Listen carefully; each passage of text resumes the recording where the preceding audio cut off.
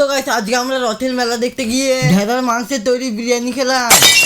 হ্যাঁ তো তোমাদেরকে এমন ভাবে বললে বুঝবে না, তোমাদেরকে কেসটা একটু শুরু থেকে বলা যায়। হ্যাঁ তো তোমাদেরকে এর আগের পার্টে দেখেছিলাম যে আমরা কজন বন্ধু মিলে গিয়েছিলাম রথতলায় রথের মেলা দেখতে। আর তারপরে কিছুক্ষণ মেলা ঘোরার পরে আমরা সোজা চলে এসেছিলাম রথতলা পার্কে। আর পার্কে প্রথমে ঢুকতেই আমরা দেখতে পেলাম যে এদিকে একটা বড় ডাইনোসর দাঁড়িয়ে আছে, কিন্তু ডাইনোসরের পাছাটাকে ভেঙে দিয়েছে। হ্যাঁ তো তারপরে আমাদের একটু নাগরদোলায় চাপার মনে হচ্ছিল, সেই জন্য আমরা সবাই মিলে হাঁটতে হাঁটতে চলে এলাম ব্রেক ড্যান্সের কাছে। কিন্তু এখানে তো আমরা ব্রেক ড্যান্সে চাপতে এসেছিলাম, তারপরে এখানে এসে আমাদের অন্যদিকে চোখ পড়লো।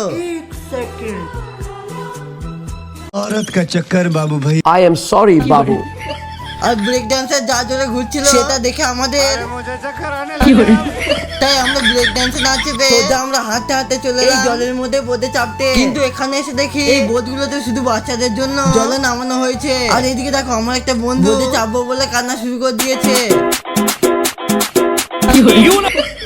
হ্যাঁ তো তারপরে মেলা ঘোরার পর আমাদের একটু খিদে লাগছিল, সেই জন্য আমরা সোজা হাঁটতে হাঁটতে চলে এলাম একটা বিরিয়ানির দোকানে বিরিয়ানি খাওয়ার জন্য। আর দেখো এখানে আমরা এতজন এসেছি যে এখানে তো বিরিয়ানির দোকানে জায়গা দেওয়া যাচ্ছে না। হ্যাঁ তো তারপরে এখানে কিছুক্ষণ ওয়েট করার পরে ফাইনালি আমাদের সবার জন্য বিরিয়ানি চলে এলো। আর তাই আমরা সবাই মিলে সেই বিরিয়ানিটা খেতে শুরু করে দিলাম। আরে না গাইস, এমনি তোমাদেরকে বলছিলাম এটা মুরগির মাংসের তৈরি বিরিয়ানি ছিল। বাই দ্য ওয়ে আমরা এখন বিরিয়ানি খাই। তোমরা ততক্ষণে আমার চ্যানেলটাকে সাবস্ক্রাইব করো।